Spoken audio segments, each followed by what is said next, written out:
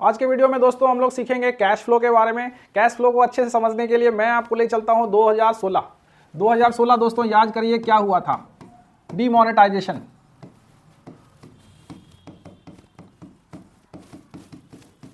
दोस्तों डीमोनेटाइजेशन की वजह से क्या हुआ था? क्या हमारे पास उस टाइम सेल्स नहीं था?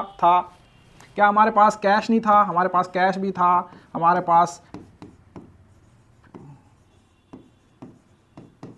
पास दोस्तों कैश भी था, प्रॉपर्टी भी थे, इन्वेस्टमेंट्स भी थे,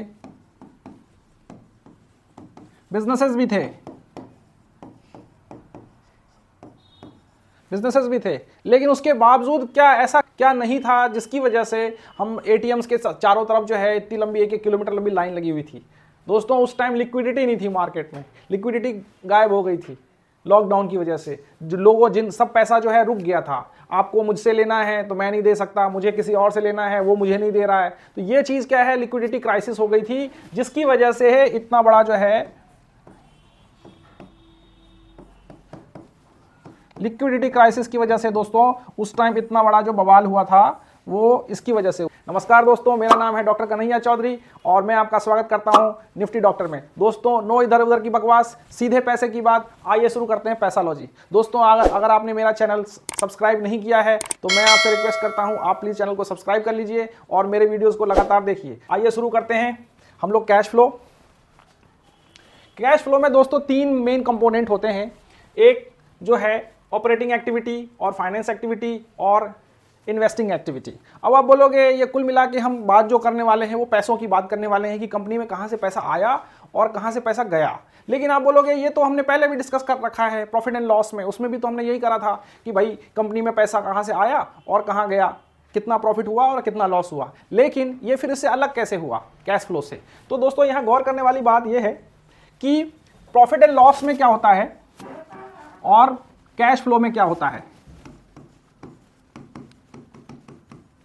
दोस्तों हम ये भी जानते हैं कि इस दुनिया में सब कुछ फेयर नहीं होता है।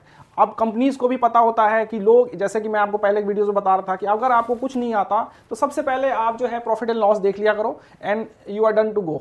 लेकिन ये बात कंपनीज को भी पता है कि सबसे पहले जो इन्वेस्टर देखेगा वो हमारा पैट देखेगा, प्रॉफिट एंड लॉस देखेगा। तो वो क्या करते हैं, कुछ ना कुछ ऐसा करके अपने प्रॉफिट एंड लॉस को बढ़ा देते हैं। लेकिन पता चला कंपनी के पास उतनी एक्चुअल पैसा है नहीं। मैं आपको एक दूसरे एग्जांपल से बताता हूं कि कंपनी क्या कर सकती है कि फेक बिल जनरेट कर देती है। फेक बिल क्या होता है कि मान लीजिए कंपनी ने एक कंपनी है जिसने क्या करा कि 1 लाख का एक बिल जनरेट किया, ठीक है, और माल भी भेज दिया। लेकिन जब पैसा लेने की बारी आई तो पैसा उसको मिला ही नहीं और ये आपके जिनको इन्होंने अपने दोस्तों को भेजा था उन्होंने वापस से इसको माल भेज दिया 1 लाख का। तो इसमें क्या होगा, आप जब देखोगे कंपनी के प्रॉफिट एंड लॉस को तो हो सकता है उसमें आपको पहले हो सकता है, अगर मान लो ये क्वार्टर कंपनी का खराब जाने वाला है तो कंपनी ऐसा करके क्या आपको दिखा देगी, ये देखिए हमने 1 लाख का माल बेचा है और ये पैसा हमारा प्रॉफिट में आएगा। लेकिन अगले क्वार्टर में वो क्या होगा, एडजस्ट हो जाएगा और आप परेशान हो जाओगे। आपने इस क्वार्टर में खरीदा था स्टॉक ये सोच के कि कंपनी के पास तो 1 लाख रुपए का माल इसने बेच रखा है तो प्रॉफिट आएगा, लेकिन वो पता चला फेक बिल था। तो इस चीज़ को ये लोग बहुत ही मिसयूज़ करते हैं। इसीलिए इन्वेस्टर्स के हाथ में ये है कि वो क्या करें कि प्रॉफिट कैश फ्लो दिखा करें। जैसे कि मैं बताता हूं, अगर सपोज करिए कंपनी ने 1 लाख का माल मैन्युफैक्चर किया और उसने अपने डिस्ट्रीब्यूटर को बेच दिया माल। डिस्ट्रीब्यूटर को बेचने पे क्या हुआ कि कंपनी को मान लीजिए 50,000 का कैश रिसीव हुआ और 50,000 की उधारी हो गई। अब दोस्तों 50,000 की उधारी हो गई तो ये कैश फ्लो में नहीं दिखेगा, ये चीज़ कैश फ्लो में नहीं दिखेगा। ये दिखेगा कि इसने उधारी दे रखी है। अब जब आएगा नेक्स्ट क्वार्टर में या 6 महीने बाद तब वो रियलाइज होगा। लेकिन इस टाइम पे ये नहीं दिखेगा कि इस टाइम पे सिर्फ और सिर्फ ये दिखेगा कि इनके पास 50,000 कैश आया है। जबकि प्रॉफिट एंड लॉस में क्या दिखेगा आपको कि कंपनी ने 1 लाख का माल बेचा है और उसको 1 लाख का प्रॉफिट हो गया। तो इस वजह से क्या है, माइन्यूटली हम लोगों को जो है उसको एग्जामिन करने की बहुत ज़रूरत होती है, क्योंकि लोग मतलब आप समझ लीजिए जो कंपनीज हैं वो इस तरह के फ्रॉड्स करती रहती है। तो अब हम समझेंगे कि कैश फ्लो के जो मेन कंपोनेंट्स हैं कौन कौन से होते हैं। कैश फ्लो के देखा जाए तो दोस्तों 3 मेन कंपोनेंट्स हैं। पहला है ऑपरेटिंग एक्टिविटी, जिसकी वजह से कंपनी को कैश आ सकता है और कंपनी को कैश देना पड़ सकता है। दूसरा है फाइनेंसिंग एक्टिविटी और तीसरा है दोस्तों इन्वेस्टिंग एक्टिविटी।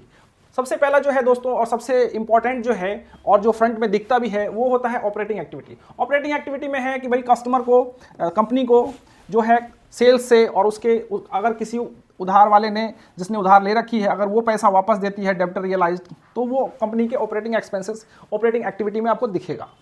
और फाइनेंसिंग एक्टिविटी में क्या होती है कि जैसे सपोज करिए आपने, कंपनी ने लोन ले रखा हो और लोन वो वापस कर देती है, रीपेमेंट कर देती है, तो ये आपको लोन रीपेमेंट में साफ साफ दिखता है। और तीसरा होता है दोस्तों इन्वेस्टिंग एक्टिविटी। अगर कंपनी मान लीजिए कोई एसेट खरीदती है नए प्रोजेक्ट के लिए या मशीनरीज खरीदती है, तो वो आपको क्या है इन्वेस्टिंग एक्टिविटी में दिखता है।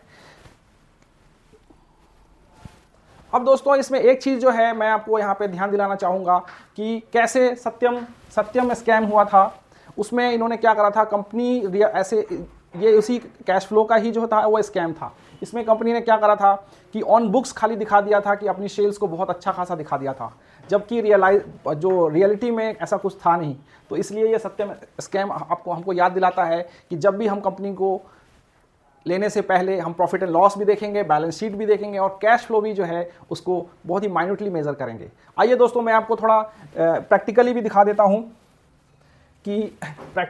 देता हूँ हम लोग फिर से जो है अडानी इंटरप्राइज का ही एग्जांपल लेंगे और अडानी इंटरप्राइज के में हम कैश फ्लो में चलते हैं। कैश फ्लो में देखिए दोस्तों ये अडानी इंटरप्राइज का है और इसमें देखिए इन्होंने 2011 से 2022 तक का दे रखा है और इनके कैश फ्रॉम ऑपरेटिंग एक्टिविटी देखिए।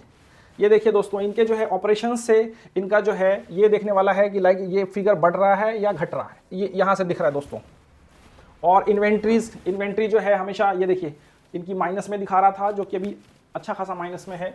और पेबल्स इनको कितने पैसे रिसीव होने वाले हैं, लोन एडवांसेस कितने हैं, अदर आइटम्स कितने हैं, और वर्किंग कैपिटल में डायरेक्ट टैक्सेस कितने दिए इन्होंने, अदर ऑपरेटिंग एक्सपेंसेस कितना है, एक्सेप्शनल्स कितना है, कैश फ्रॉम इन्वेस्टिंग एक्टिविटीज़ में आप देखो कि इन्होंने फिक्स एसेट में कितना हैवीली इन्वेस्ट करते जा रहे हैं।